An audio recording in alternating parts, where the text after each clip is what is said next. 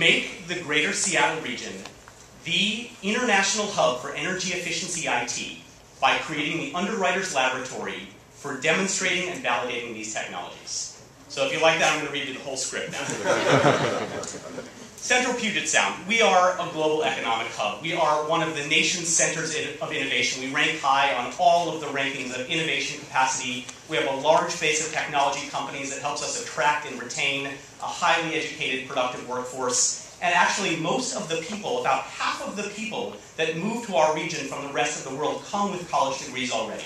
And so we're very proud of our success. But we know that in today's competitive global economy, resting on your laurels is tantamount to taking a step backwards. And so we know we need to be strategic in our thinking, intentional in our actions, figure out how we can maximize our resources towards economic development and job creation into the future. And specifically what that means to us is, while we're nurturing the industries that we have, also be thinking about the next industries, where the job creation of the future is going to come from. And that's why about 6 years ago we formed the Prosperity Partnership. Prosperity Partnership is a coalition of about 350 business, government, nonprofit, labor and education organizations, all working together in the 4-county Central Puget Sound to create and implement a shared regional economic strategy. And that regional economic strategy is focused on industry clusters, on those industries that are driving job creation in our region. And we do a lot of policy work and programmatic work to make sure that those industries are being successful, are being supported.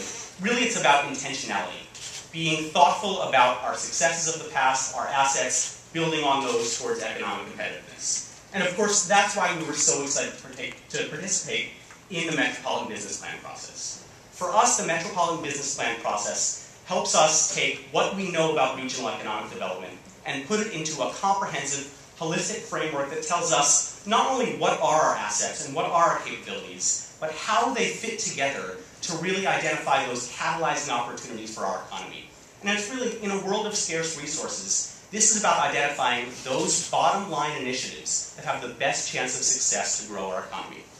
Here are the things that we learned. Here are some of the things. And we're a very successful economy. There are a lot of things that we need to be able to do to be successful into the future.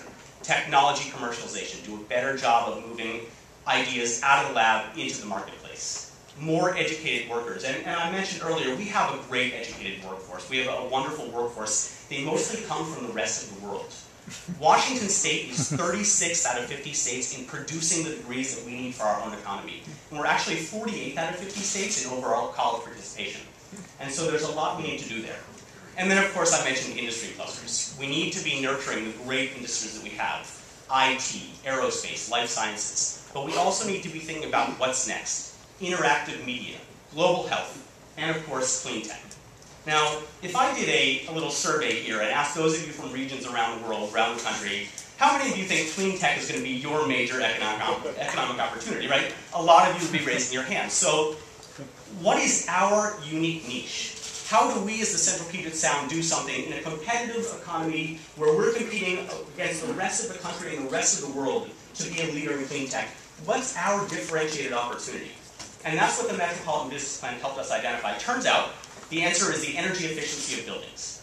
Now, this is a great market to get into, right? If you're going to pick anything in clean tech, this is a near-term opportunity. We're talking about $300 to $700 billion in this country alone, hundreds of billions of dollars around the world, $59 billion in the EU, $58 billion in China. This is a great opportunity, but it's also a great opportunity for our region.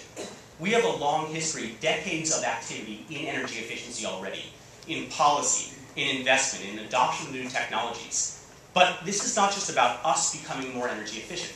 This is about being able to develop those products and services that we can sell to make the rest of the world more energy efficient. That's where the job creation comes from. And what we know about our region's economy and the businesses in that space, we have great architecture firms like Methuen, we have great energy services companies like McKinstry. But what do you think of when you think of our region? You think of IT.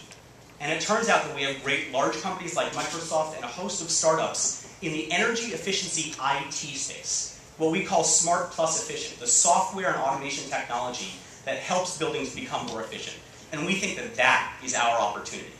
Now, what are we going to do about this? There's a lot of things we would need to do, of course. We would need to think about our workforce. We would need to think about policy. We would need to think about attracting more investment. But one of the things we would really need to think about is the innovation ecosystem, the commercialization process for these energy efficiency IT products. And the reason why, it's always hard to commercialize new technologies, but it's specifically hard to commercialize new energy efficiency IT. And that's because no one wants to buy a new energy efficiency technology unless they know that it works. And that's specifically true for energy efficiency because energy efficiency is sold on the fact that you're going to lower your energy costs, this product is going to pay for itself. But if it turns out that I'm buying something I think is going to be a 5-year return on investment and it's 10 or 20 or never, it's a real disincentive, that lack of information. Now the catch-22 is saying, we don't know if these energy efficiency technologies work unless we actually install them in a building in the first place. Because it's different in the laboratory. Buildings actually operate differently. It depends on the weather. It depends on how people operate in those buildings. It depends on how this new technology interacts with the other aspects of the building. And so, what if?